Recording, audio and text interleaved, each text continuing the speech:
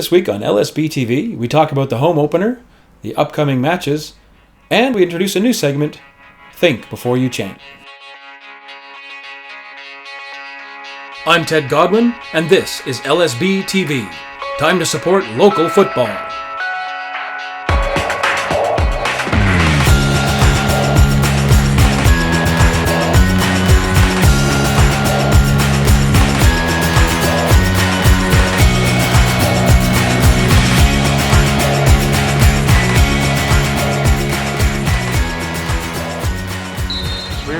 This is for LSBTV, so let's play a song. Oh, shall we? Song.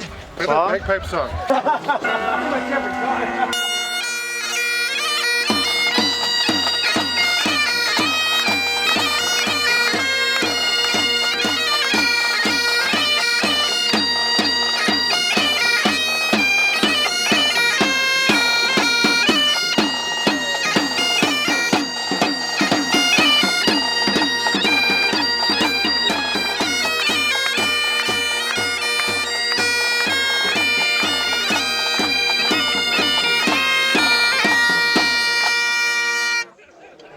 Coach Dave Dew was clearly disappointed in his squad on Sunday and shared with us his thoughts immediately after the final whistle. Yeah, it's too bad because the second half started really brightly and then we gave away just a ridiculous goal off the corner. I'm really ticked off. I've been steaming about it since it happened because that is not something we drew up. It's something they just decided to do on their own, and they're going to have to learn that they don't do what they want to do, they do what I tell them to do. So that message is going to be delivered this week. We've got to go to Portland next weekend for them and Lane, so we're going to have to take care of these mistakes. We're going to have to deal with our entry in the attack in third. It's not bad. We had some moments there that I thought that we were okay. But we got a couple of signings still to come in this week in Riley O'Neill and Brian Taylor. I think that's going to help take care of that. But I'd say the biggest concern before Kitsap at home again is that we take care of the defending and they learn to do what they're told rather than doing what they want to do. Midfielder Cam Stokes also shared his thoughts on the game. Yeah, it was tough. Just got to get used to the field, I think, and they came out really strong, and I feel like they were just outplayed us today. It was tough. The subs came in, they did a good job, I thought. It kind of changed the game in our favor. We just put one in. Foothills head coach Tommy Wheeldon gave us his thoughts on Calgary's road trip so far. Well, Joe, it just shows there's no easy game in this Northwest Conference. We went down to Crossfire Friday and they played us tough and we were on the back end of the wrong result. Today you guys played us tough again. It's going to be no easy game, and that's why we want to be involved with this conference.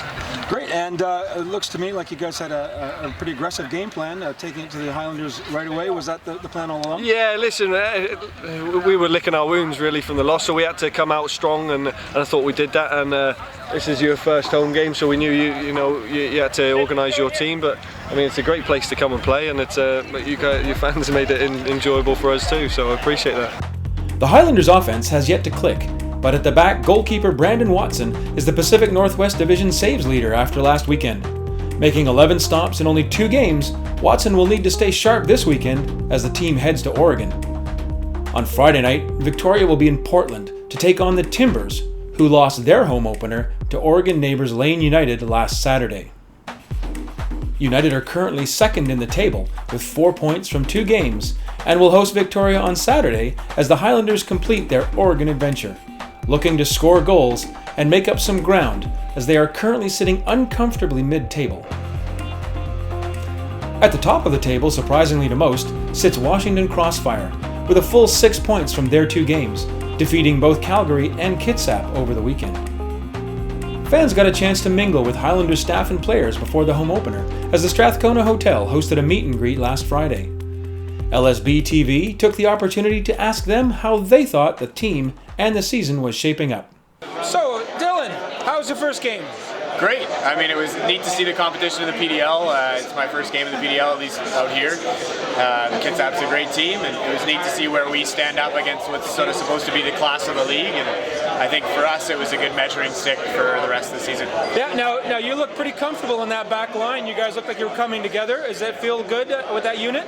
Yeah, we've trained together, and Dave's done a really good job of keeping us together sort of as a unit throughout all our preseason training, so that's been neat, and it's sort of for me to get to know the guys that I haven't played with yet, and it's an easygoing group, and we got a really competitive group, which makes it a lot better. Obviously the first game was a little interesting now that everything worked out, but we'll take any kind of points we can get, and especially if it's from a team like Kitsap, who obviously is one of the stronger teams in our league. So yeah, good start. I feel like the preseason's gone pretty well. All the guys are starting to get used to each other as well, so that's definitely a bonus. My job mostly contains preparing and organizing all that's happening within the stadium, working with all of our volunteers, our liaisons for our visiting teams and our referees, or our food and beverage sales. I have to have my finger in all of it, and I've got a good team around me now. This year we've done an arrangement with the Strathcona Hotel, and we will be bringing in a barbecue style food area near the south end zone, behind the south goal. Burgers, fare, maybe a pulled pork sandwich, and we're going to try and rotate it up throughout the year so that we are offering stuff for fans, something a little different even. Time now for a new segment we like to call Think Before You Chant. Today, let's get to know your fellow supporters. Think Before You Chant! Supporter culture in Victoria and beyond.